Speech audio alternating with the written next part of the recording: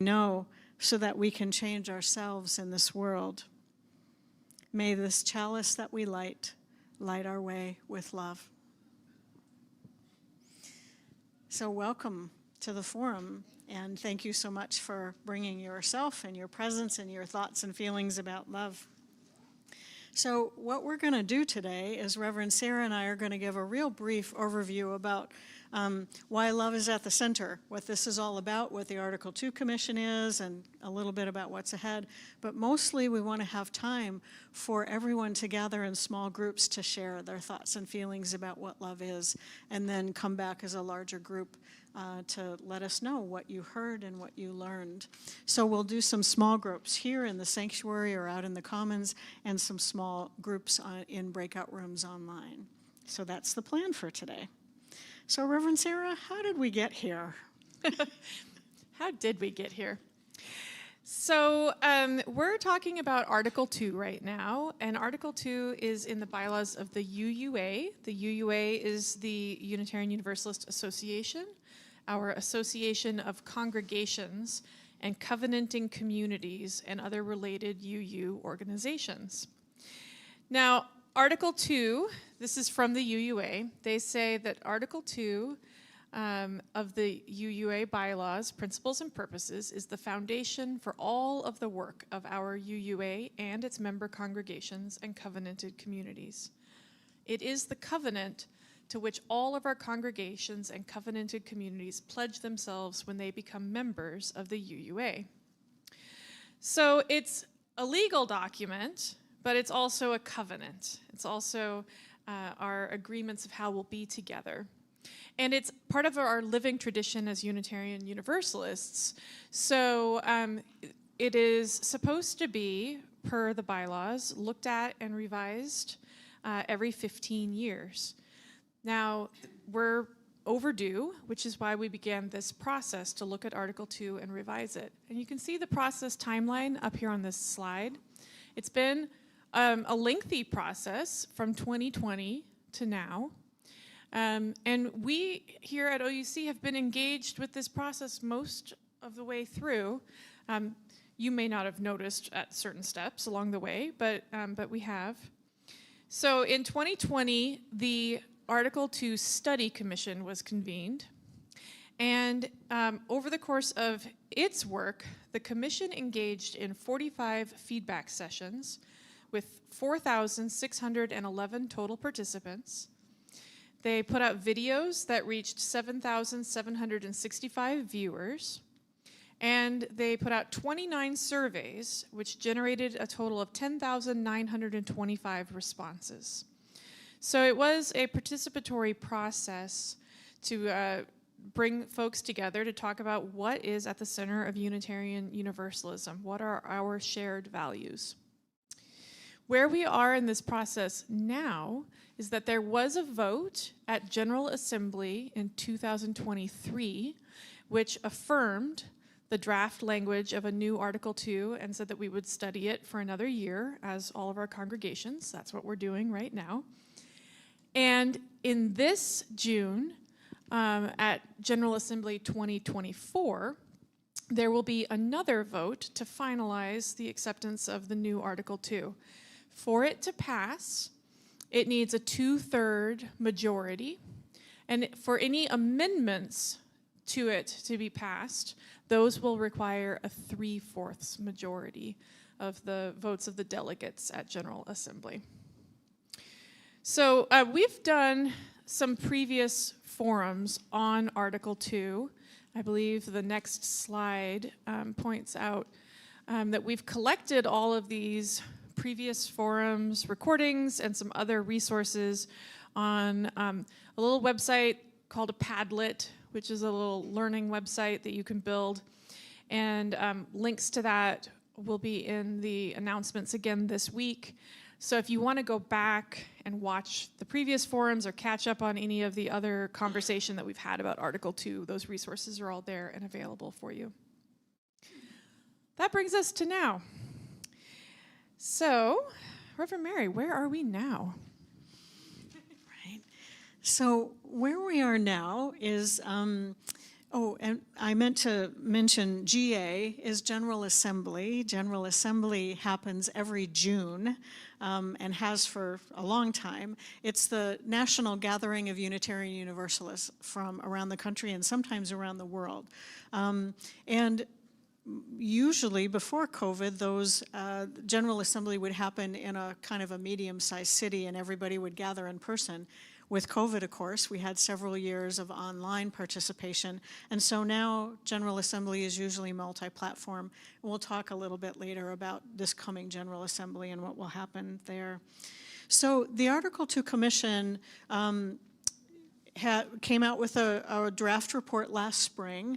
That report was considered by General Assembly, the delegates to General Assembly last June. There were some amendments adopted and revisions made, and so the latest draft from the Article 2 Commission came out this October. And there's some changes in there, but not a ton. The purpose essentially remains the same, which is for UU congregations to come together in covenant and to support each other in our ministries, whatever those ministries are. And that it's the purpose of the association to support congregations in their ministries as well.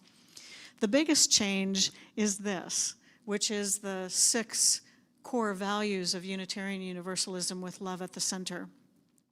And probably the most controversial thing, the thing that's gotten the most discussion in the Article 2 Commission report, is that the purposes and principles, Article 2, would no longer contain the 7 principles and the 6 sources. So for folks who have been UUs for a while, the 7 principles often are what, drew folks. Religious educators have lots of curricula about the 7 principles. UU ministers have lots of sermons about the 7 principles. And the ideas of the 7 principles are there. They're still contained in these values and in the language. It's just not the list of 7 principles and 6 sources anymore. So we haven't lost the ideas.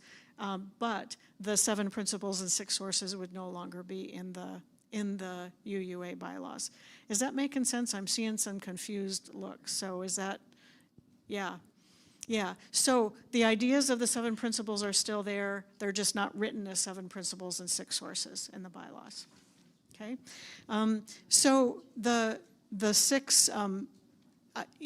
As one of the readings today suggested, the 7 principles didn't have love in them anywhere.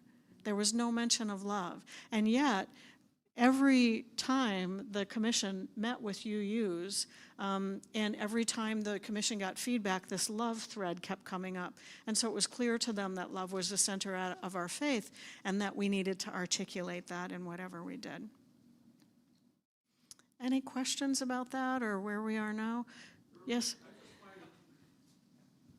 I just find it very interesting what you just said, that previously the word love was not mentioned in the 7 principles. It was not. That is very curious. Isn't it? You rest your case. Exactly. So this really was a process of, so how do we articulate our faith? And what does it mean to have this love at the center, right? So the 7 principles and 6 sources are near and dear, and I don't think they'll totally go away because certainly they're part of our heritage, if nothing else, and we don't leave our heritage behind. So any other questions or comments about kind of where we are now? And I just wonder what is the gist of Article 1? Oh, that's a really good question. we'll look it up while Yeah. you're in small groups. Yeah, I remember it being really short, but purpose and the purposes and values is in Article 2, so that's why we're talking about Article 2. Yeah. Any other questions or comments? What city in June? What city is Oh, so What city is in June are we going to meet? Otto is anticipating the later discussion about where is General Assembly going to be in June. It's going to be all online. Oh, yeah, it's a thing. Yeah, so we'll talk some more about that and what that means. So it'll be in your city. Any other questions before we go into the small groups? Reverend Sara, take it away.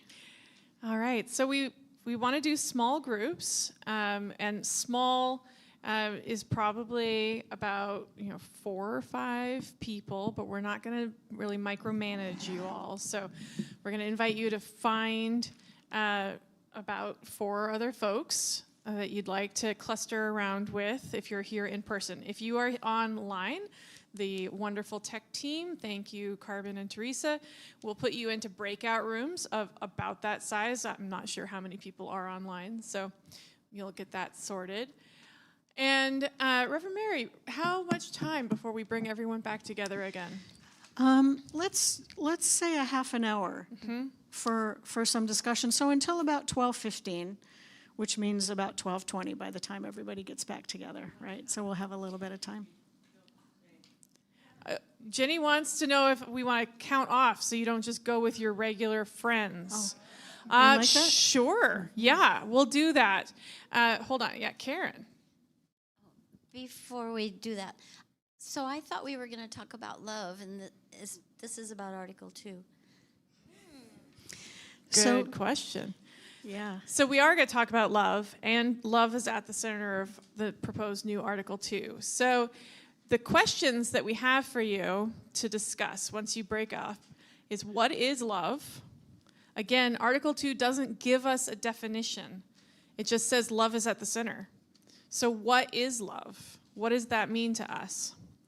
What does it mean to place love at the center of Unitarian Universalist values? And what does it mean to have love at the center of Unitarian Universalism? Those are similar, but not exactly the same question. So let's look at those again. What does it mean to place love at the center of Unitarian Universalist values? And what does it mean to have love at the center of Unitarian Universalism? One question, yes. I have become so confused. My understanding was that the original discussion related about changing our bylaws related to racism, white supremacy in our society. And I am totally focused on love as being the core issue about how to relate to other people, but I'm losing that concept of why we're not talking about cross-cultural issues any longer. We're talking about love. And I'm concerned about losing that anti-racism program. Thank you for that, Lee. Yes, so a little bit of a side path in recent Unitarian Universalist history has been that the 8th principle was also brought forward at about the same time that the Article 2 Study Commission began its work. The 8th principle is grassroots, really, whereas Article 2 Study Commission is the just official process whereby we look at our Article 2 principles and purposes on a regularly scheduled 15-year cycle. Now, the 8th principle was language that was brought forward to propose that in addition to having 7 principles, as we had, that we would adopt an 8th principle specifically around being explicitly anti-racist. And that effort does still continue to get other congregations to adopt the 8th principle and to propose an 8th principle to the UUA. And in the process of the Article 2 Study Commission work, they incorporated a lot of the language of the 8th principle into the other values and the value statements. And so the folks who were really working on the 8th principle have publicly affirmed that they feel that their work is incorporated in the new draft Article 2. It may not be in the love part, but remember there's all of those other values that are also affirmed throughout there. Pluralism. Like talking about being a diverse population, and that includes everybody, and obviously we have to think in terms of anti-racism and white supremacy or whatever to get there. You can't just march around and say, oh, I like brown people, I like black people. It takes a lot more effort than that, but I think that speaks to it. Yeah. Pluralism, justice, equity. Yeah. And it's possible, Lee, that you may say, well, love is anti-racism. That could be one of the ways that you define love, right? Does that help with your understanding? Yes. Thank you for bringing that back around for us. And I'll just mention, Hold on, Sorry, Joanne. Folks Joanne. online can't hear you. I think for me, it also, the fact that equity is one of the values. exactly. And I'll just say, Lee, in addition to the 8th principle, there were other efforts to modify the 7 principles. So the animal ministry folks wanted to change the first principle to the inherent worth of all people, to the inherent worth and dignity of all beings, right? So this is part of our living tradition, is that things change and grow. And so the Article 2 Commission took all of those discussions into account for the revisions that they made in their report. All right. Any other clarifying questions before we break up into conversation groups? So 12:20 now. Okay, 12:20 now. So for those online, you can go ahead and put them into breakout rooms. For those in the room, we will count off by 4s. So you're 1,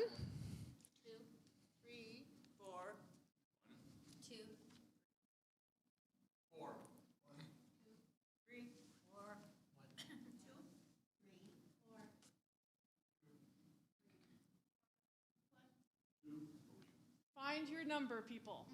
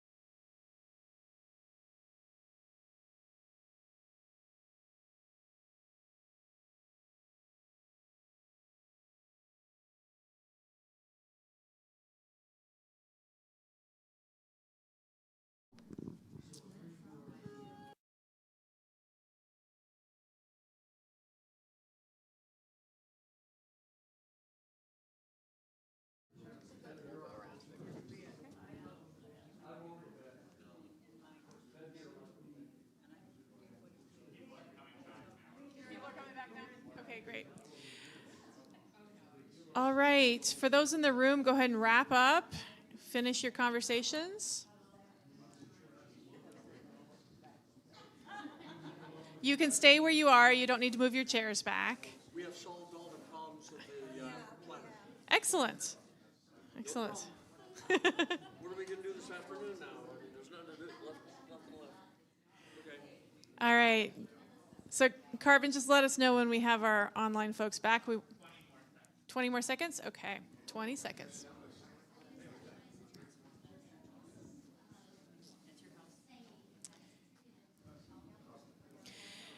So, folks, go ahead and remain where you are. We are going to come around and ask for a report out. So if you haven't decided yet on who might be your spokesperson, you could do that real quick. And I'd like to welcome back online group. We're going to now hear some feedback, some reports from your conversation. What were your learnings? What were your ahas here? What takeaway about love does your group have? And I'd like to invite the online folks first to share. And so either could we get them up and unmute someone, or do we want to share from the chat? Again, thank you to our tech team, Teresa and Carbon.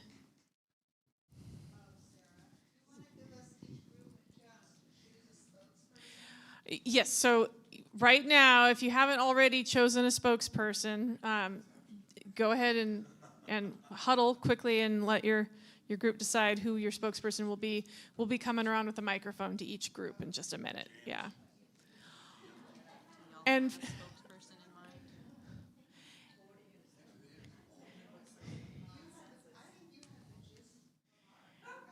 all right, and we're inviting our online group to share.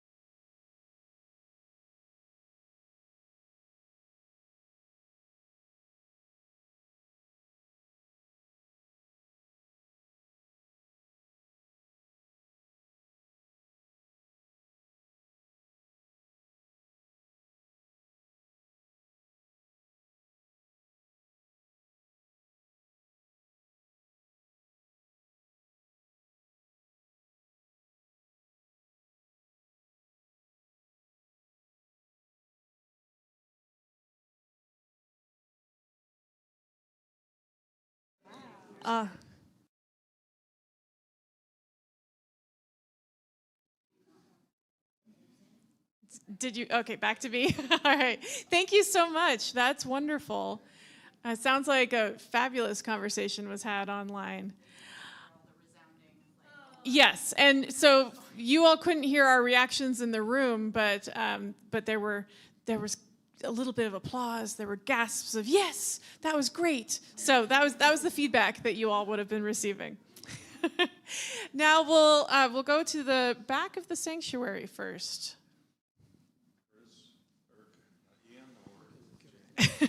You want it, right,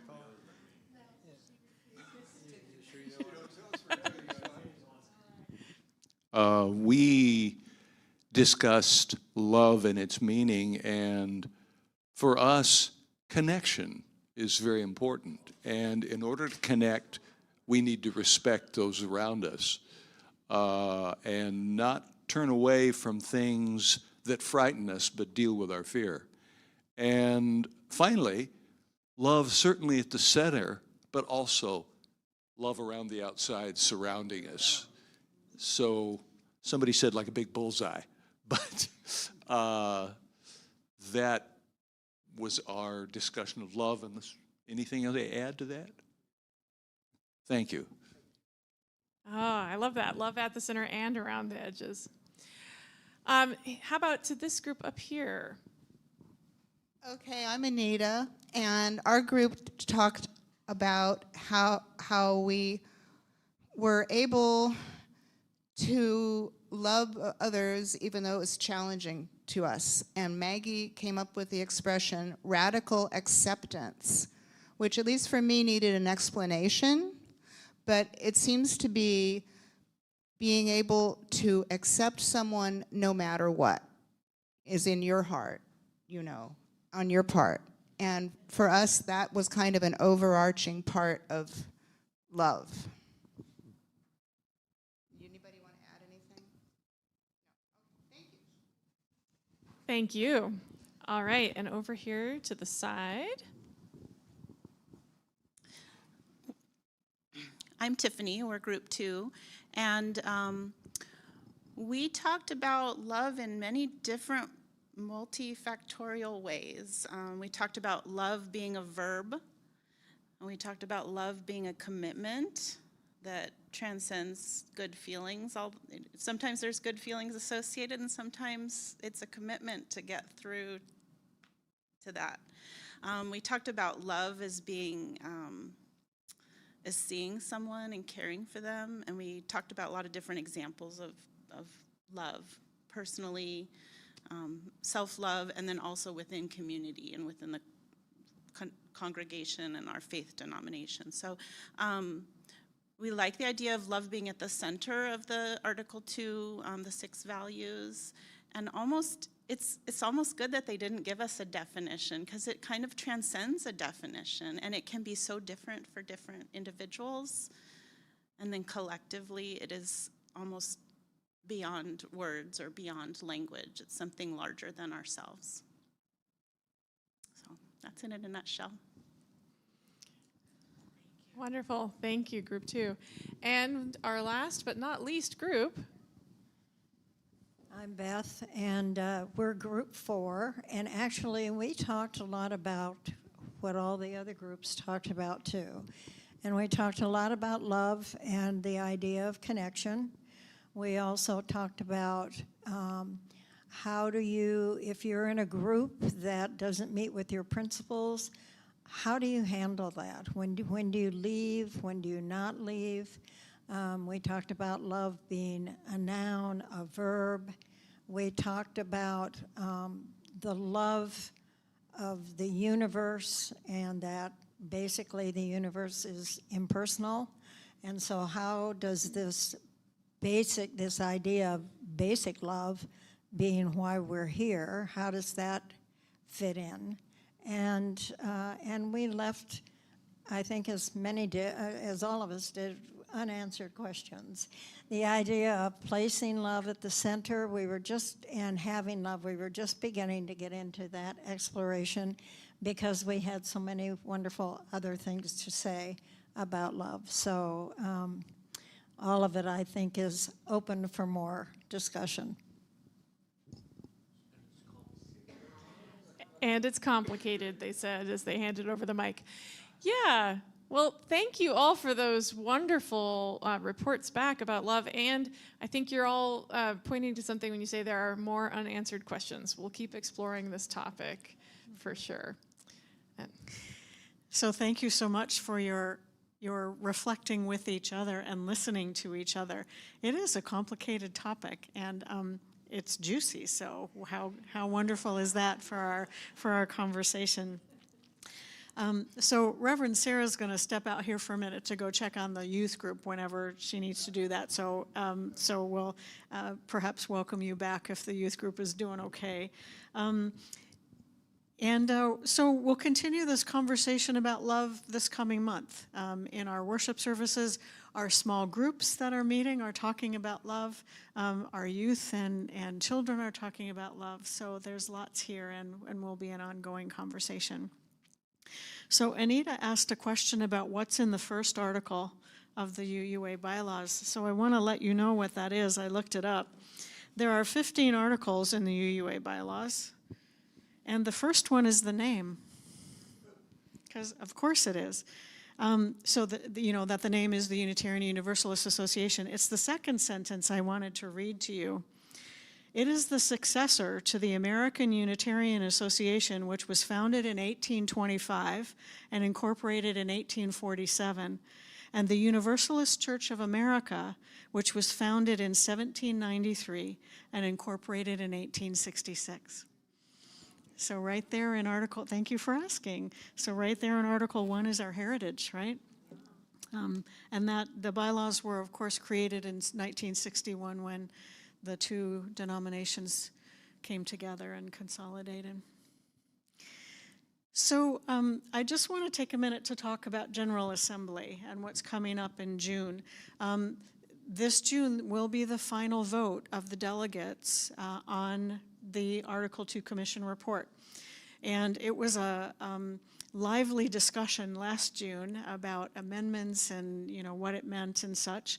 And I mentioned delegates because every congregation that is a member of the UUA, including OUUC, sends delegates to General Assembly to vote on behalf of the congregation. And OUUC will have at least 6 delegates. I don't know that we'll have 7 this year, but we'll have at least 6. And so we'll need 6 volunteers from the congregation who are interested in representing OUUC at General Assembly. And then there are several of us who are delegates by virtue of our position. I vote as a delegate, Reverend Sara does, Reverend Carol McKinley does. And so in addition to that, we'll have 6 congregants. So if you're interested in being a delegate or you have questions about what that means, please talk to me or Reverend Sara about that. Tiffany, I know you've been a delegate for a couple of years. Beth, were you also a delegate this last year? Yeah, for 2 years. Oh, and Karen has been, Jack has been, yeah. So if you have questions about what that means, please talk to folks. As I mentioned, General Assembly is going to be all online this year. In 2025, it will be in Baltimore, and it will be multi-platform, again, which means online and in person.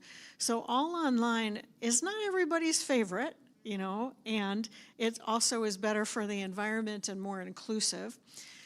If you are a delegate, it doesn't require that you attend General Assembly, particularly the business meetings, although they were quite lively last year. There was lots of lively discussion and debate and such. And there is financial assistance available to register for General Assembly. One of the things we did for the Raise the Paddle last auction was to start a fund for scholarships to General Assembly, and that is available if you want to be a delegate and would like that assistance. Just please talk to me. So any questions about General Assembly or delegates or what that might look like? Okay. Is there anything else that needs to be said then as we gather? Yes, David. I'm going to give you the mic so the folks online can hear you. I just wanted to add to today's event that for 12 years in the 80s, I was chairman of adult program in the Vancouver, British Columbia church, and it was half again the size of this one. But what I wanted to bring up today was that we early on discovered that if we partnered 2 programs together, we satisfied a lot of people as to why they were there and what they were there to do. And the 2 that we partnered were BYOT, Build Your Own Theology, and we would have groups of 8 do that. Each person took 2 hours uninterrupted for over 8 weeks. Each person got a turn. But before we did that, we did Credo. I'm sorry, after we did that, we did Credo. Credo, I believe. You've heard me go through the process of building my own theology. Now hear my Credo. Therefore, here's what I believe. And what that brought to us through Philip Hewitt, our minister, who was then widely renowned through all of North America, author of many, many books, was it satisfied so much of this effort that I see today in these groups trying to say, should it or shouldn't it, should we, da-da-da-da. Maybe we can do that in this church, put those 2 programs in and put them in that order. Thanks, David. Yeah. So we can talk about programming some other time. I would just invite you to look at the newsletter for spring. Reverend Carroll has a couple classes coming up that help clarify theology. And if you were in the service in December, the beginning of December, when our adult coming of age class shared their credos, was a wonderful, magnificent sharing of what people believe. And so it doesn't quite look like that anymore, but it looks like the same thing, because that's one of the purposes of church, is to come together and figure out what we believe individually and what we believe collectively, which is what this discussion is all about, right? So great. So thank you again for engaging with each other and engaging with these important topics. I really appreciate that you stayed. And so the chalice has gone out, which means we've gone a little more than an hour. The alcohol lasts for about an hour, so it must be time to go. That's right, it's an hour-long flame. So I'll send us with these words from Melissa Jeter. We extinguish the chalice, but we are illuminated by a faith that allows us to sit and think and talk. And in this time, we can reflect, meditating on love and growing out of our comfort. And though we experience discomfort, we are excited to give birth to a new and just world. Thank you all. Enjoy the rest of your day.